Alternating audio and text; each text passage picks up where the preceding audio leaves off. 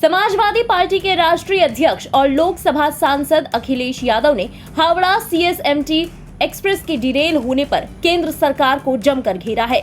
बता दें कि अखिलेश यादव ने चक्रधरपुर के पास हावड़ा सीएसएमटी एक्सप्रेस के पटरी से उतरने पर प्रतिक्रिया व्यक्त की और केंद्र सरकार पर तंज कसते हुए कहा कि वो हर चीज में रिकॉर्ड बना रहे हैं। पहले पेपर लीक विवाद और उसके बाद ट्रेन दुर्घटनाएं।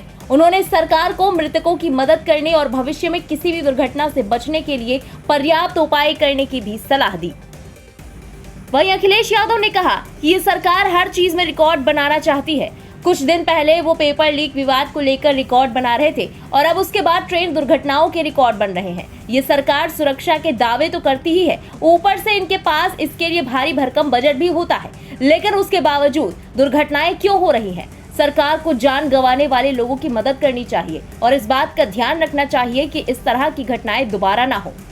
साथ ही वायनाड भूस्खलन पर उन्होंने कहा कि G20 में कई बड़े बड़े दावे किए गए थे। आज वायनाड में भूस्खलन हुआ और इससे पहले उत्तराखंड में भी भूस्खलन हुआ था। सरकार को बताना चाहिए कि वो ऐसी घटनाओं से निपटने के लिए क्या कर रहे हैं। एक और ट्रेन हादसा सामने आया है। झारखंड में 2 लोगों की मौत हुई है और कई जो है सो बोगी पटरी से उतर गए। देखिए, चक्रधरपुर झारखंड की लगता तो ये कि सरकार हर चीज़ में रिकॉर्ड बनाना चाहती है। अभी कुछ दिन पहले पेपर लीक रिकॉर्ड चल रहा था, परीक्षाओं के पेपर लीक हो रहे थे, उसका भी रिकॉर्ड बनने जा रहा है और लगता है उसी के पीछे पीछे ट्रेन के एक्सीडेंट का भी रिकॉर्ड बनने जा रहा है। आखिरकार सरकार जो दावा करती है सिक्योरिटी एंड सेफ्टी का और इतना बड़ा बजट उनके पास है, उसके बाद भी एक्सीडेंट क्यों हो रहे हैं? आम लोगों को सुविधाएं क्यों नहीं मिल रही हैं? जिन जान जा रही है, जो आज एक्सीडेंट हुआ है, जान जाने वालों की सरकार मदद करे और भविष्य में ऐसे एक्सीडेंट ना हो, कम से कम इसके लिए कोई पुख्ता इंतजाम सरकार करे। और एक्सीडेंट हो रहे हैं तो बहुत। आपको याद होगा सरकार COP21 में गई थी, ग्लोबल वार्मिंग, क्लाइमेट चेंज, ये बातें बहुत बड़ी बड़ी की गई। G20 में भी बड़ी बड़ी बातें की गई हैं।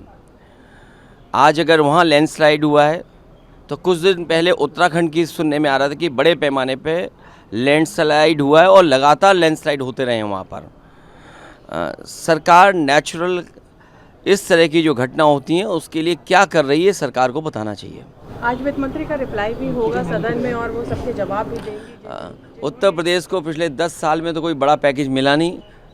हो सकता है अपने भाषण में, अपने रिप्लाई में कुछ बताएं। सब प्रसाद मौर्य कह रहे हैं कि इस बार तो सूख गए, लेकिन अगली बार जो है सो हम लोग पूरी मजबूती के साथ जीतेंगे और बहुमत हासिल 2027 के बाद। देखिए, ये बीजेपी की स्ट्रेटजी है कि उसे आगे कर दो मोहरा।